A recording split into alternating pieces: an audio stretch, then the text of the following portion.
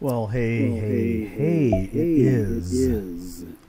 What is today? I don't even know today. Oh, yeah, it's June 21st. Thursday. June 21st, 2018. That's right, 2018. Let's put some fancy graphics up there. June 21st, 2018. There we go. Oops.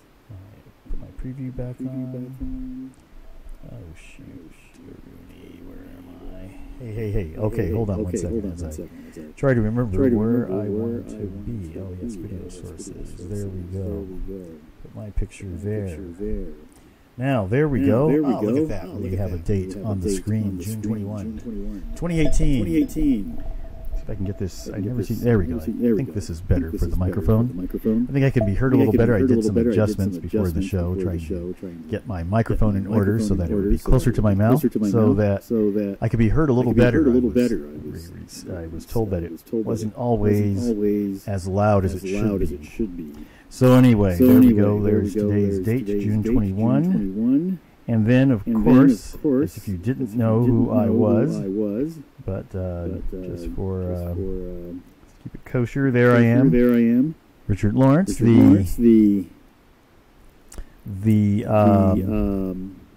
am the Scooting Scholar, that's right. And I'm at R.J. Lawrence Jr. on Twitter, R.J. Lawrence Jr. on Facebook. Fly. R.J. Lawrence Jr. Instagram, just about anywhere you can look. R.J. Lawrence Jr. on YouTube. Although I think somehow the channel, I kind of made a mistake and changed it to the Richard J. Lawrence channel, but R.J. Lawrence Jr. just about everywhere on the web. All right. Well, it's been a big week for news. Well, actually, you know what? I feel like it hasn't been a big week. That's kind of the funny thing. Because one story has dominated the entire 24-hour news cycle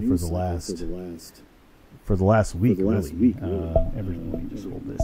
Ever since, at least for the last few days, all that I've been hearing on the news, of course, is the talk of the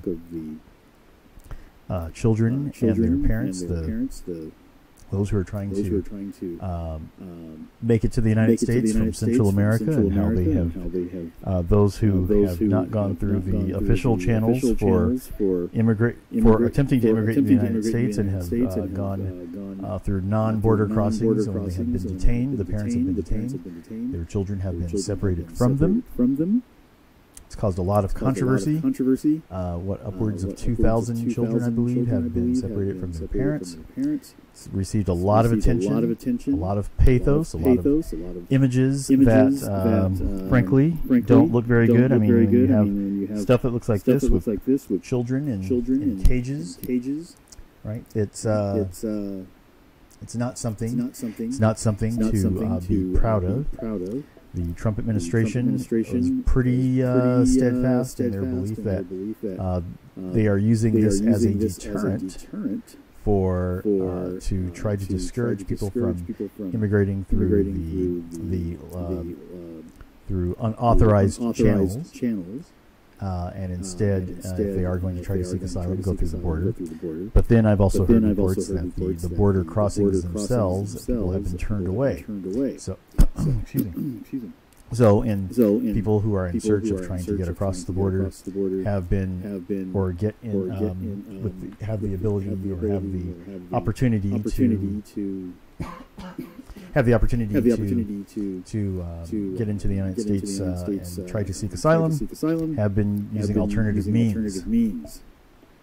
So that is where we stand for the most part. Now, well, I shouldn't say for the most part, because as of what was it, yesterday, June 20th, Wednesday, the president did sign an executive order that said no more separating families, and now they will instead, these families who do cross the border in an unauthorized fashion will now be put into family detention centers. Frankly, I guess really the hardest part for me really is that what is the solution? And I don't know. I certainly this is one area where I don't have any good ideas. there is something to be said for keeping our border secure. The excuse people will give is that, well, there could be other types of violent criminals and or drug smugglers who might be coming across the border. That could be true, but for the most part, I don't know how. I don't really know what the numbers are on that. Then there are others who say that we should be welcoming to these folks because they are trying to escape dangerous situations in their home country. And this is most of these are mostly people from Central America. These are not Mexican immigrants for the most part. These are people from places like El Salvador, especially, seems to, and Honduras, which have seemed to be getting the most attention right now. And one of the biggest problems that has been going on apparently in these countries is personal, well, let me put it this way, sort of domestic violence. And when I say domestic violence in two ways. Domestic violence as in violence in the home, and then just violence in the streets. So, of course, I heard one story of for instance, as an example, and I think there are many other stories like this. A mother and her son who made the trip, and the reason why she's leaving, she left is she said that she was trying to keep her son safe from gang members who were trying to recruit him. And the threat was, according to the mom, is that if he didn't join with the gang, they were going to kill him instead. And so she felt that she had no other choice than to try to get to the United States and claim political asylum. Now, on the other, one of the biggest issues with the political asylum claim, at least the way I understand it, and if someone has a better explanation for me, I welcome it.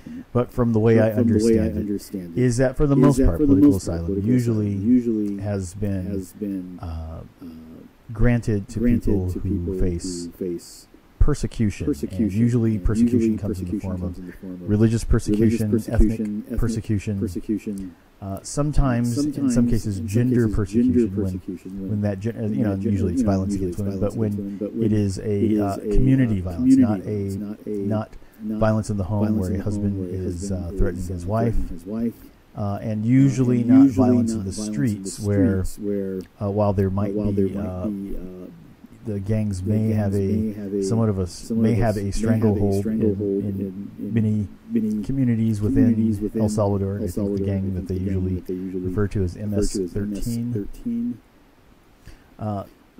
These are not considered to be the same level as religious persecution, for instance, where anyone who, for instance, in Indonesia right now, Christians are being persecuted. You may remember a few months ago when churches were being burned down, Christian churches were being burned down by some Muslim extremists, right? When Jews have been persecuted for their religion, or ethnic persecution, which sometimes overlaps into religious persecution. I believe there is a group of people in Burma, I believe, who have been persecuted right there just because of their ethnicity. So there is a difference. It's more of a one-to-one basis. Oh, one more that I can definitely think of, and that has been talked about. Political asylum has been granted to some women from certain African countries who have been, or young women and girls who have had to undergo or have been threatened with mutilation of their vaginal mutilation, right? Where the clitoris is, they try to circumcision. That's what female circumcision, which is very different than male circumcision, and is not done for the same reasons. But the genitalia circumcision is mutilation. That's what I was trying to say. Genitalia mutilation is being done on purpose. as a way to as a belief that these women are not supposed, or these girls are not supposed to experience any sort of sexual pleasure, for instance, and so some women have been granted political asylum for that. So some people see this as a different situation. Others see this as a form of persecution. That if there are gangs in the streets who are trying to get your son, that is a form of persecution. If you are a wife who is facing domestic violence, and you have nowhere to turn because not only is your husband violent against you, but maybe his family is also making threats, and that you have no recourse from local authorities. So these are the types of cases that are at least attempting to get to our borders. So we will see what happens. Like I said, I don't know if I have an answer. I feel one thing. I'll put it this way. One thing which I do wonder is. While the United States should be welcoming with open arms to people who are in need, just as the words on at the Statue of Liberty say, I also feel though that we have a responsibility to work within the borders of these countries, some sort of plan. I was listening to a story today. Now, many of us consider Mexico to be a poor country, and Mexico is definitely not nearly as prosperous as the United States.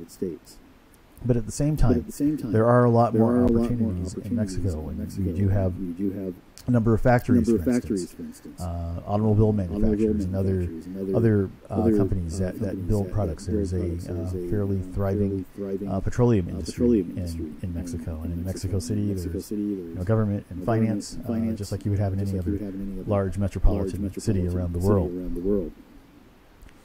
But in Central America, it's not quite so prosperous. We don't see the manufacturing taking place in Central America that takes place in other parts of the world. And so definitely there has been a lack of investment, and with that lack of investment means that there's a lack of economic opportunity.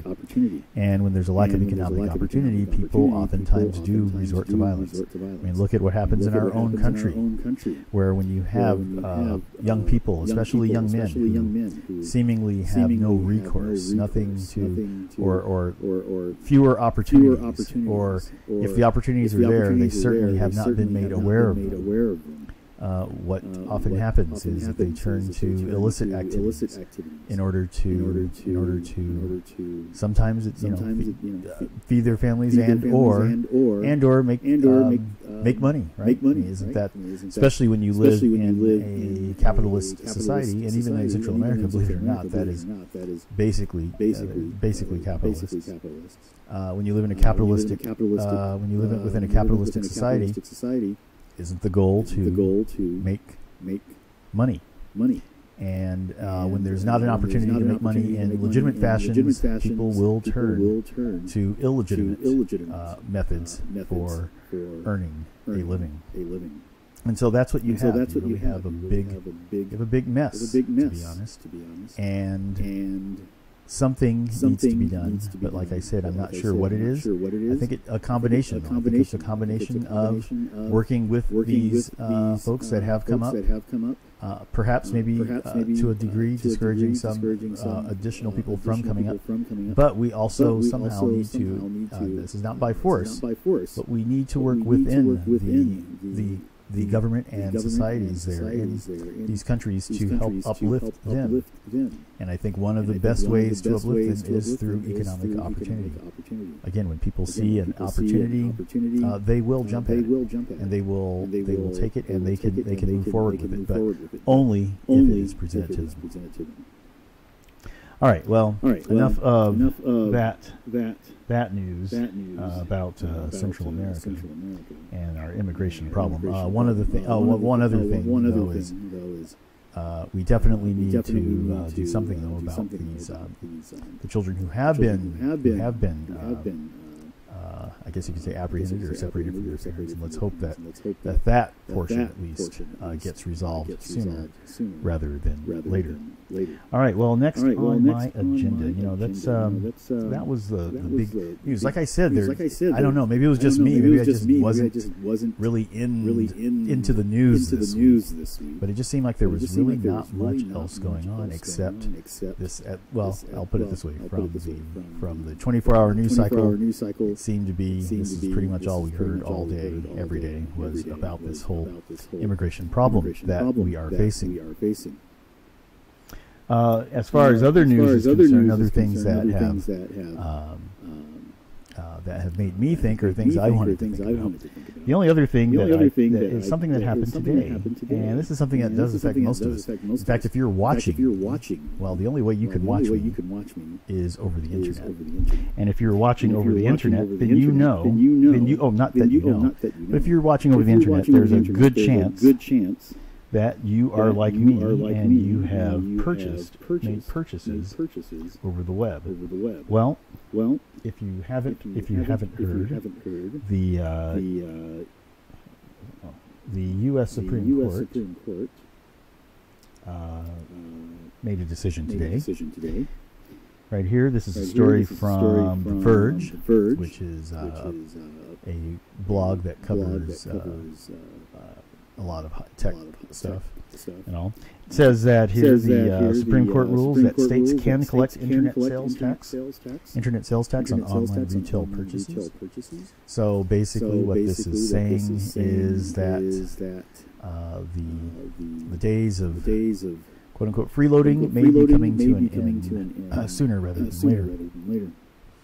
I know one of the reasons why people oftentimes would order online is that because you could save the sales tax. You could save, here in California, our sales tax is somewhere, I believe it's 8.5% or 9%, the base tax, and then you have communities that have higher taxes. Maybe it's 8.75. I can't remember now. I think in Riverside it's 8.75. Los Angeles County, I think it's 9.25. And then some communities within LA County, at least, I think Compton has the highest sales tax in the state, maybe something like 10%. Some high number. It's kind of ridiculous. That a place that's less affluent actually has higher sales taxes than a more affluent city, say like Thousand Oaks in Ventura County, which I think only has 8.75 or 8.5, maybe even 8.25. It's quite a bit difference in the sales tax. So, and that's just for here in California.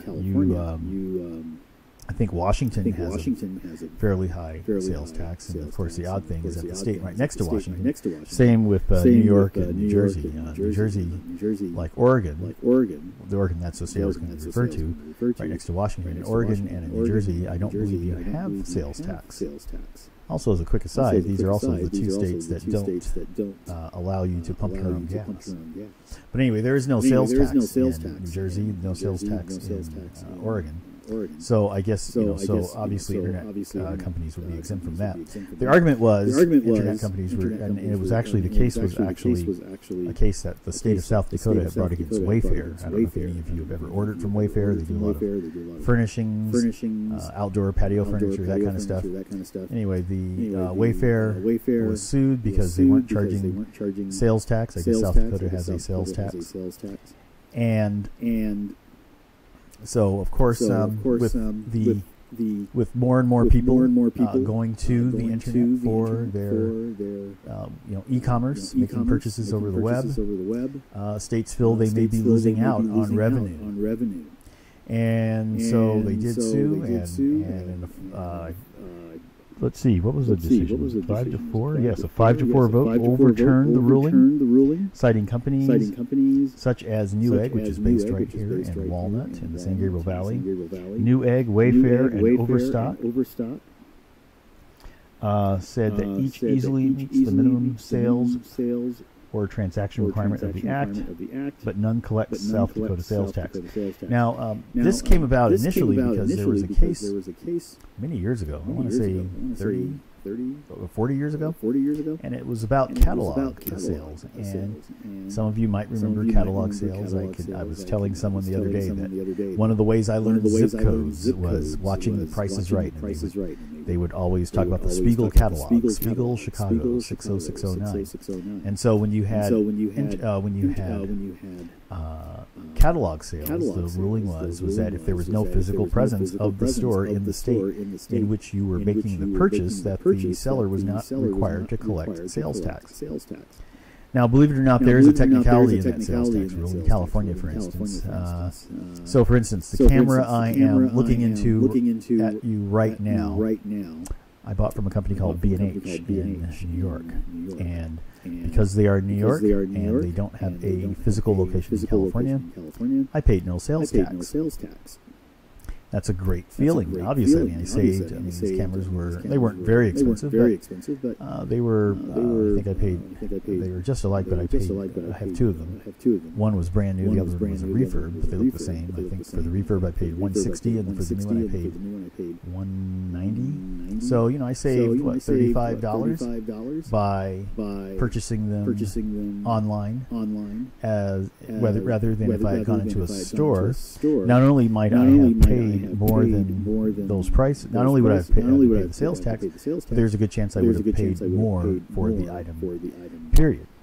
Not guaranteed, but there's a good chance I would have. So, retailers were rejoicing over this ruling because, or I should say, brick and mortar stores, because they feel that they are losing out to internet stores because for the lower prices. Because of course, brick and mortar stores do have to pay for their floor space. They have to pay to warehouse their items. They have to pay employees to work the floor. There's different costs that they have associated. Where obviously, if you are doing internet sales, you may only have to pay for warehouse space. Obviously, you have to pay for employees, but it's but you have the whole nation, perhaps even the whole world, as your customer. So there are some changes now. Changes will be coming about. Now, the interesting thing, though, I noticed the LA Times actually said that states must charge sales tax. The Verge there says that states can collect internet sales tax and retail purchases. So I don't know if these changes will come about right away. I think now what's happening is that the internet companies might be lobbying Congress since the Supreme Court ruling, I guess, to get more uniform, some kind of uniformity to sales tax being charged. Because it can be extremely complicated. Like I said, when you have cities right here within the state of California, right within one county that may have different sales taxes, that could make things very different. Or here's another one for you. What if you live in a place like Westlake Village? Westlake Village has two sides. There's a LA County side of Westlake Village and a Ventura County side of Westlake Village. They don't have the same sales tax. So how do you handle that if someone lives on the Ventura County side versus the LA County side? So again, lots of complications.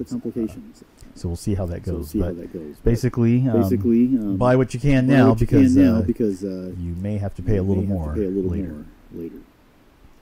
All right, sticking with sales. Here's a fun little story that was brought to my attention.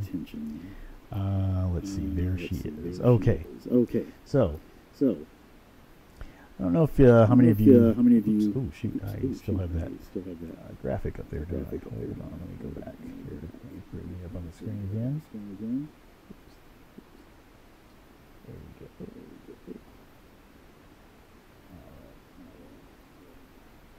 Sorry about that. Okay, there we go. I don't know how many of you know who this young woman is. Her name is Tiffany Haddish. I guess she made her breakout as a celebrity was about a year ago with the movie. I think it was called Girls' Night, where she and the other women, they're going to the Essence Festival, I think it is. And they just have a real raucous time. And she was kind of the breakout star of that film. Well, back in November of last year, she appeared on Saturday Night Live, and she talked about this particular dress. The designer of this dress is named Alexander McQueen. I don't know a lot of designers, but I had never heard of him before she talked about this dress. She talked about the fact how she paid over $4,000 for this dress. But she kind of made a joke out of it, but at the same time, she was also telling a truth that she had actually worn the dress before. And as you know, usually, especially when it comes to celebrities, it's almost like a no-no that you never wear the same dress.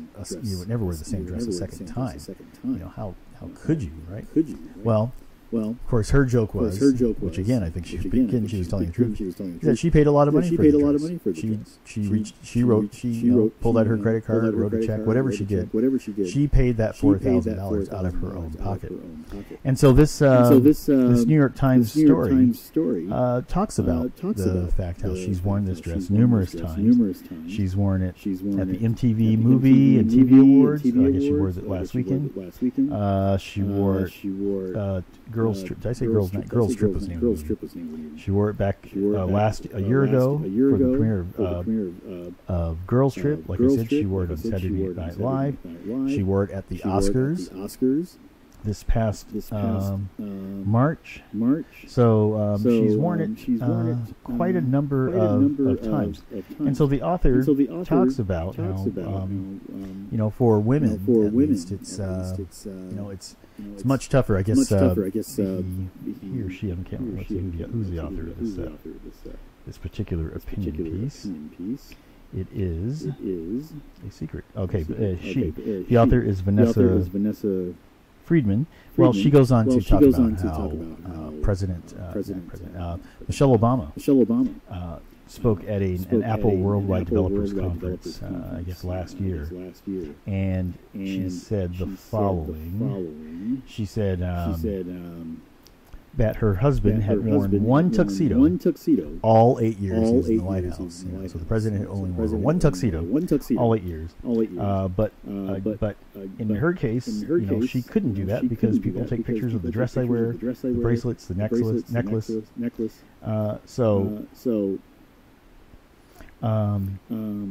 So the author makes a point about how this is more than just about gender, though. This is about, you know, yes, women are treated differently than men when it comes to the fashions that they wear, right? I can throw on just about anything. No one's really going to talk about me. A woman throws on just about anything, and people will kind of look and say, what is she wearing? But it also, I love how the author said it's also about valuing and investment. She says here that the $4,000 that could be a down payment on a car. That could be a medical bill that you have to pay. That could be just, you know, there's quite a few things that you could do. You know, for some people, you know, a couple of months of rent, depending on where you live, right? So she also says how it's about the fact that she actually bought her dresses herself as opposed to borrowing it or being contractually obligated to wear it. The final thing that she says really struck home me, and I think that's where, you know, we see a lot of younger people, and how they don't always value the cost of things, right? She says, the author says here, when you buy something yourself, especially when it is an expensive something, it has value. It doesn't necessarily have when it isn't directly linked to your own labor and bank balance. When you buy something, you usually have weighed the pros and cons. Perhaps you've sacrificed a bit, and you've had an internal debate, and then made your decision. I know that definitely happens with me. You know, you do find that you value something much more when you've had to work for it, right? Because you know how much time and effort and labor you put into putting that money aside, or even if you bought it on credit, which I definitely learned my lesson, and that's for another time. But again, when you've earned it, when you have done it on your own, you have a much different sense of, you have a much more what's the word I'm trying to think of? Well, you just feel much more responsible for what you have worked for, and so you have a greater appreciation. I think that's where I'm trying to go. A greater appreciation for what it is that you have. I think the author might have made another point that it's that as she says here, we should value our clothes. So that although we live in a disposable society, when your computer breaks, or when your computer gets old, or definitely when your phone gets old, right? You probably just kind of toss it aside. Definitely your TVs get old, you toss them aside. We almost do it. Well, we don't quite do it with our cars just yet, but we do live in a very disposable society. And so she says finally that we should value our clothes. They are part of our identity. We should think about them. We should take care of them. They should protect us. They should make us feel secure. And then she goes on to say, not all of them, but a lot of them. So again, when you work for something, it's something that you should value, you should cherish, and keep it up when you don't have to work for something. Oftentimes you definitely do not value it in the same way. And so I enjoy Tiffany Haddish's comedy. I have not had a chance yet to see her in person. Her shows seem to sell out very quickly, but I do hope to see her one day. And I doubt she'll be wearing that same dress. But again, I really just find that such a refreshing take that she has decided to defy the critics and go her own way. All right, a couple more things tonight before we go. Let's see, where was I? Let me find my. I can't find my cards. I love my note cards. I have to use my computer today. It's not nearly as fun. I love the note cards. I don't know why. And I'm still a pencil. As much as I use computers, I don't know if you can see all the. Well, you can't see my computers around today, but I have a phone. I have a tablet. I have my MacBook here. I have another there's another computer pumping this out to YouTube at the same time, and I'm hoping that the YouTube sounds good. So think about 4 computers all running at the same time. Yeah, I do have one little notepad back here, but my usual big 5x7 sheets, I cannot find them. But something I always love to see when David Letterman was on, he used those big blue 5x7 note cards, and I can't seem to find mine. But that's another story. Anyway, okay. So where am I? Okay. Well, you're a basketball fan. The NBA draft is going on right now. And I'll be honest with you, I have no idea who any of these guys are. DeAndre Ayton? I don't even know how you pronounce his name. Luka Doncic? Michael Porter? Michael Porter, he's not even in this picture. Anyway, so this guy right here, I think my mouse is hovering over him. This guy right here with the blue suit. I believe that is Ayton. I guess he's from Arizona. Anyway, I think he's from Arizona. Anyway, he went to the Suns. Let's see. DeAndre Ayton. Michael.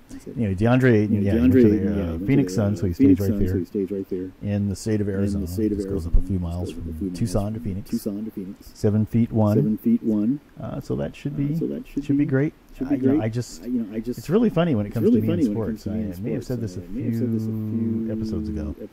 That ever since Game 6 after Game 7. Maybe not even Game 7. Game 6 or Game 7 of the World Series, which we know the Dodgers sadly lost Game 7. I have not listened to any sports talk radio at all, and so that we're now talking. What? 8 months? 8 months since 7 or 8 months since I've listened to any sports talk radio. I've not listened to 1 minute of sports talk radio. I listened to a Dodger game, a portion of a Dodger game for the first time on Tuesday night. Monday or Tuesday night. It must have been Tuesday. Dodgers had a doubleheader against the Cubs, and so I listened to a portion of the second game. and they ended up losing. And I don't know why. I feel like I'm the cause for that loss. I know I'm not, but I feel like it. So, I hardly watched any football. I don't even think did I even watch the Super Bowl? Oh yeah, I was going to say, do I even remember who won? Yeah, the Philadelphia Eagles won the Super Bowl. I should remember that. Didn't watch any of the NBA finals. Definitely didn't watch any of the Stanley Cup final. Yeah, I do know who won each of those championships, but I don't know why. I just haven't had a lot of interest in sports lately, or not to the level that I used to. And so these players mean nothing to me, but I do wish them good luck. Of course, the free agency for the NBA opens in, what is it, July 1st, I think it is? So we will see what happens there. So I know a little bit of what's going on, but I really don't know my sports nearly as well as I used to. I don't know if that's a good thing or a bad thing. But anyway, that is the NBA draft, so I'm sure some of you are following that closely tonight, or maybe over the next few days you'll be looking to see how your teams have picked. I have no idea what the Lakers and Clippers did. I don't know if it's... Not sure where they were somewhere in the middle, I guess. Of the let's see. Orlando, Cleveland had the number 8 pick. The Knicks were number 9. The Sixers are 10. Charlotte 11. There we go. The Los Angeles Clippers picked up Michael Bridges. What's an SF? I know what a power PF is. Power forward. Oh, small forward. Small forward from Michigan State. Oh. And they traded him to the Hornets for the number 11 pick. Shai Gilgeous-Alexander and 2 future second-round picks. So let's see. Let's go back to Charlotte. For the Hornets.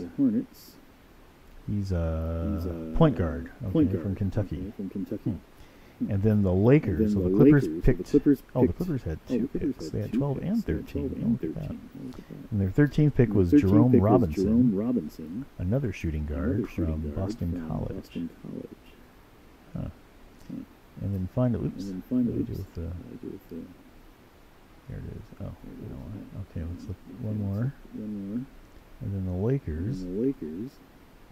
See, the Wizards were 15, Suns were 16, Bucks 17, Spurs 18, Hawks 19. You know, I don't know. You know, maybe the Lakers didn't have anything because they had traded a bunch of. Oh, here we go. Lakers number 25. Moritz Wagner, power forward from Michigan. I don't know what that means, but anyway. I mean, I know what it means, but I don't know if he'll mean anything to the Lakers. I mean, he is a first-round pick, but that's about it. So,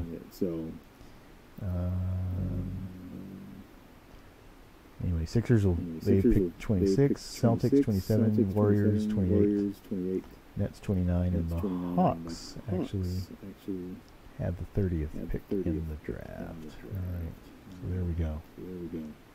We'll see what plays out over the you know, compared to last year's draft, at least here in LA, was a huge thing because the Lakers had the first pick, I believe, and of course they picked Lonzo Ball. Remember they had the second pick. I can't remember who had the first pick. It was Lakers or I think maybe the Sixers had the first pick. But they had one of the first two picks, and they picked Lonzo Ball out of UCLA.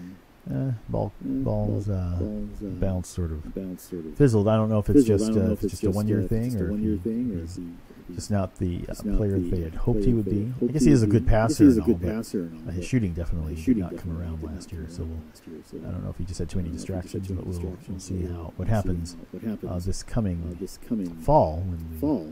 Well, actually, we'll really see what happens this coming summer because so much everyone's kind of looking to see what teams like, you know, the players such as LeBron James and Kawhi Leonard, I think it is, the San Antonio Spurs. Where are these guys going to be when basketball returns in the late fall or mid-fall of later this year? So we'll see. All right. So we've talked about immigration. We talked about Tiffany Haddish, NBA draft, internet tax. All right, one other thing that I did forget to do last week. One thing I forgot to do last week. Let me get my little graphic up here. Where am I? There we go. Better graphics. Fortunately, the picture is not the clearest picture in the world, but it's a great picture nonetheless. There it is. All right. So you can see that's my sister. That's me. And that is my father. So I didn't wish all of the dads out there a happy Father's Day last week. I didn't. It wasn't until after I shut everything down I was like, oh shit, I forgot to send Father's Day wishes to everyone. But that is my father right there. And so like I don't really remember this picture, but I can tell you the scenario where we would take it, because I think we had another one similar. But every Saturday after, for a little bit there during I guess this was during that first gas crisis. I must be about 7 years old there. And or maybe 6. I don't know. Maybe about 6, 7. I don't know. But anyway, we were trying to avoid the high price of gas. So instead of going home after church, we would try and stick around closer to church in preparation for the afternoon program, and we would go to the Rose Garden at Exposition Park, where the museums are. In the background is the Museum of Science and Industry there at Exposition Park and the Rose Garden. So we would hang out there. But anyway, that picture my sister has kept on Facebook, so I thought that was a great picture of us, the three of us. So anyway, happy Father's Day to hope my I shouldn't say happy Father's Day because it's already passed. But I already wished him a happy Father's Day over the telephone. But anyway, I hope everyone else out there who's watching, whether you're watching live or you've watched recorded, had a great Father's Day. All right. It is. I've been going another 44-minute show. It's pretty consistent. I definitely stick to that 40, 45, 50 minutes number. I don't think I have anything else to discuss. So anyway, I just want to say, as usual, thank you for joining me. Whether you're watching, like I said, whether you're watching live or recorded, I always appreciate my viewers. I appreciate. This is again, what they say about certain projects, a labor of love. Yeah, this is a labor of love because it's just something I enjoy doing. It's a way to connect with people, whether they're people I know or people I don't know. It's also a way just to continue to work on my own public speaking skills. Even though I may not have a live audience, having a live audience still is probably the best. It's definitely a way I thrive, but this will have to do. Anyway, until let's see. So I'll be with you again next Thursday, the 28th of June. And I just remembered that today is also the first day of spring. First day of summer. First day of summer. So I'm hoping that everyone will enjoy the next few weeks as we are now. The summer is in full swing. But anyway. Just remember my sayings, or things that I always, or my beliefs. Number one is that things always balance out, and I certainly have experienced that lately. I've had some issues that have come up, and where things definitely balanced out for me. I thought I might be down for a moment, but boom, something else came around, and it was just as good or better than what I had before. So things always balance out. And number two, remember you don't need to try to be better than someone else. You don't have to try to be better than someone else. You don't need to worry about what others are doing. All you need to really worry about is being the best person that you can be. So with that, thank you again. I look forward to seeing you again very, very soon. Well, like in a week. And enjoy the weekend and the rest of your Thursday night. And thanks again. Talk to you soon.